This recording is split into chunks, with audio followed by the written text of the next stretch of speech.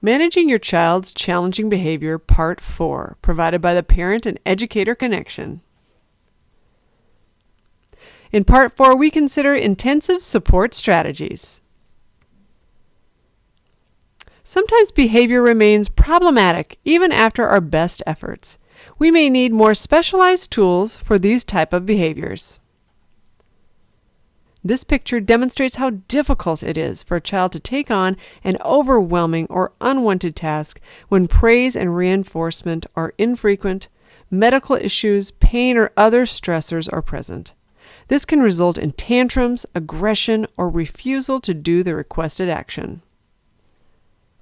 When you have several positives, the momentum is increased so that difficult or less desirable demands aren't overwhelming for the child. Remember the piggy bank? You get a better response if your relationship is positive prior to setting a demand or expectation, making sure your child understands what you expect. Look at the environment. Are there a lot of distractions? Does your child use pictures, or would a social story prior to the event be helpful? Have you taught your child appropriate ways to ask for a break? Build and maintain positive momentum by knowing your child, behavior history, functional levels, personality traits, clearly identifying expectations, structuring the task and environment, providing physical and visual supports, teaching and reinforcing skills.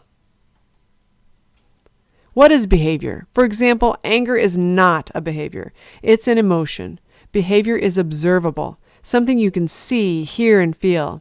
If you can't do those things, it probably isn't behavior. It's important to recognize that all behavior has a purpose and is communicating something. When is behavior a problem? When the child is not doing what I want her to do. I asked Emma to do her homework. She ignored me. I asked Lucas to pick up the toys. He said no. Or when the child is doing something I don't want him to do. I told Josh to stop picking on his brother. He started picking even more. I told Sarah to stay with me at the grocery store, and she went running down the aisle. Any challenging behavior that persists over time is working for the child. Punishment or stopping the behavior doesn't address the reason the child started the behavior. The child may switch to a new behavior that will work for him in the same way. The new behavior may be even worse and less socially acceptable. You may unintentionally reinforce and strengthen the misbehavior. Only teaching changes behavior. Defining an inappropriate behavior done through observation and interview. When defining a behavior, it's important to be clear and specific so other caregivers will recognize the behavior. It must be measurable. A specific and measurable example would be hits all the time versus hits 5 times in 1 hour. It must be observable. Thinks he can do what he wants versus takes toys away from his sister. Here are some examples of a behavior.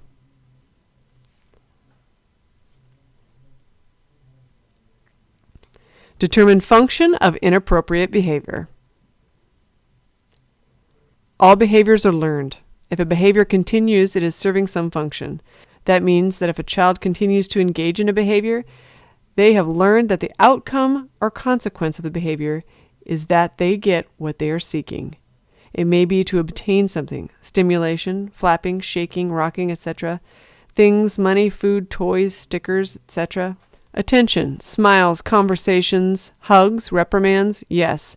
Even getting a negative response from you may be the attention the child is seeking. Or it may be to escape or avoid something. Pain, attention, avoiding reprimands, lectures, conversations, etc. Things, foods, something scary, or something that causes anxiety. Tasks, frustrating or difficult work.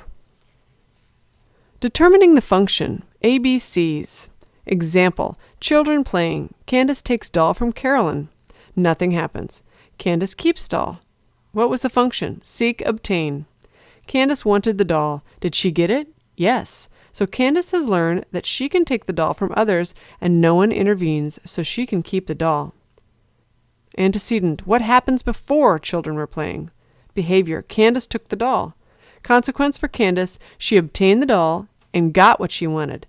This is a positive consequence to Candace that will reinforce her inappropriate behavior. Function of behavior. Let's practice. Emma sets out the plates for supper. Mom smiles and says, "You're doing a wonderful job setting the table. What comes next?" Emma sets the silverware and the napkins. What's the function? To seek, obtain, to escape, to avoid? This is an example of good or desirable behavior. Not all behavior is bad. Emma's behavior is to please Mom and gain positive attention from her. During a break in his routine, Justin sits on the floor, rocks, and bangs his head against the wall. The function may be to obtain attention, avoid a request, or it could be to obtain stimulation. You need to look at the antecedent, or what happened just before the behavior, to determine the function. The consequence will be different depending upon the function of the behavior. Look at past times he has done this. How did you respond? If you gave him attention, then maybe he is repeating this behavior to gain your attention, as he has learned this behavior works for him. If you have ignored this behavior in the past and he is repeatedly doing it, then it is probably not attention-seeking, but may be a self-stimulation behavior. Owen is watching TV. His dad says, "It's time to turn off the TV and get ready for dinner." Owen continues to watch TV. What is the function? It could be to seek, obtain, or continue to watch TV, or it could be to escape, avoid, if Owen is trying to avoid eating carrots, which he doesn't like. Function of behavior. Let's practice. Let's look at a typical behavior you might see at the store. In the grocery store, Sarah runs up and down the aisles, putting unwanted items in the cart. She ignores her mother's request to stay with her. What is the function? To seek, obtain, or to escape, avoid? Here are some strategies. Develop a social story about grocery shopping. Read the social story to Sarah before going to the store. Develop a picture schedule relating to the social story. Review the picture schedule with Sarah prior to going to the store. Refer to the picture schedule while at the store. Develop a picture ring of items to be purchased. Use the picture ring during shopping as cues for Sarah to look for the items, matching the picture to the item, then placing the item in the cart. Can you think of any other strategy? When looking at behavior, it's important to consider other factors. Could it be health-related, recent or chronic illness, shots, medication change, sleep habits, vision, hearing, a lack of communication skills, major life changes, recent move, new sibling, divorce, parent change jobs, illness or death in the family, change in school or child care setting? Is the behavior typical for the child's age or stage of development? Stopping the behavior doesn't address the reason the child started the behavior. The child may switch to a new behavior that will work for him in the same way. The new behavior may be even worse and less socially acceptable. You may unintentionally reinforce and strengthen the misbehavior. What changes behavior? Punishment does not change behavior. It is sometimes effective in temporarily stopping a behavior, but it does not teach new skills. Only teaching changes behavior. Teach it, expect it, catch it. Process of changing behavior. Define behavior, determine the function of behavior, define a replacement behavior, teach the behavior, reinforce what has been taught, provide corrective consequences for behavioral errors, evaluate efforts by measurement. So now that we have identified a replacement behavior, we will look at ways to teach the replacement behavior. Replacement behaviors. The replacement behavior is the new, more socially appropriate behavior that should serve the same function as the problem behavior and be just as easy for the child to do. What would you rather see the child do? How can you teach them this new behavior? Try breaking down the new skill into small steps. Modeling the behavior or role-playing is an effective way to teach new skills, especially for younger children. Don't expect perfection. The ideal or goal behavior you would like to see may be unrealistic in the beginning, so start with small improvements working toward that goal behavior. Think about a replacement behavior that you and your child can live with. It may take a while to teach the new skill, so be patient with yourself and your child. Here Here's a common problem. Mom shut the TV off because Caleb had been watching it all morning. Caleb started screaming and throwing himself on the floor because he wants to watch TV and now isn't getting what he wants. Caleb puts his head down and quietly pouts instead of screaming and throwing himself on the floor. Again, while the replacement behavior may not be ideal, it is better than the problem behavior. Okay, so what happens when the child or situation gets out of control? The best approach is prevention, but if that doesn't work and the child exhibits the problem behavior, then you may need to reteach the new skill, increase or change your acknowledgement of the problem behavior, and or review the support you have in place. If the behavior really gets out of hand, then you may need to use de-escalation techniques or ways to reduce or lessen the challenging behavior and calm the situation down, which we will discuss next. First, check your own emotions and behavior. Do you tend to escalate when you respond to your child's challenging behavior or when teaching a new skill? You may need to learn the art of backing down without giving in. Make it a win-win situation. This slide gives some common de-escalation techniques. These techniques are not quick solutions and will not work with every child. Note, for schools or programs, use only the techniques that are approved, research-based, and legally supported for de-escalation. To decrease a behavior, consequences should be directly linked to what the child did.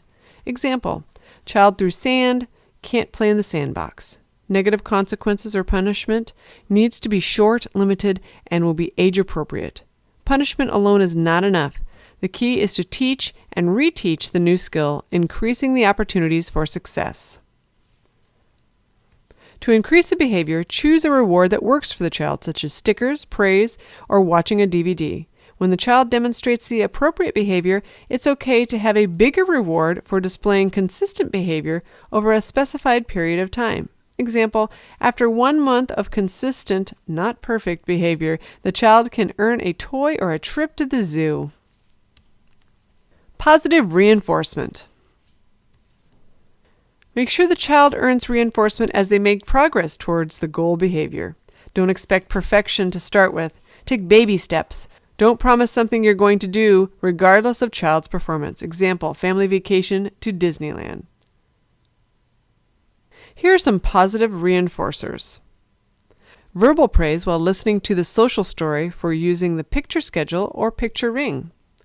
A good helper chart with check marks or stickers for completion of each step. A point system linked to the behavior expectations.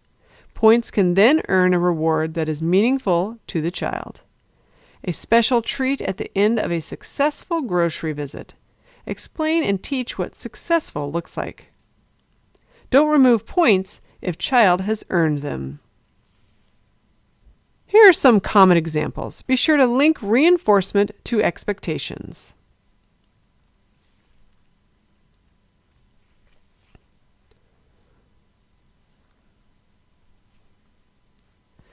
Timeout should be used sparingly, as a time to let everyone calm down or as a way to remove the child from a privilege.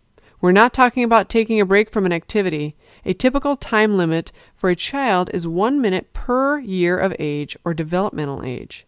One important thing to consider is that if a child is using the behavior to escape or avoid something, then timeout will serve the function of the behavior and will only reinforce the behavior.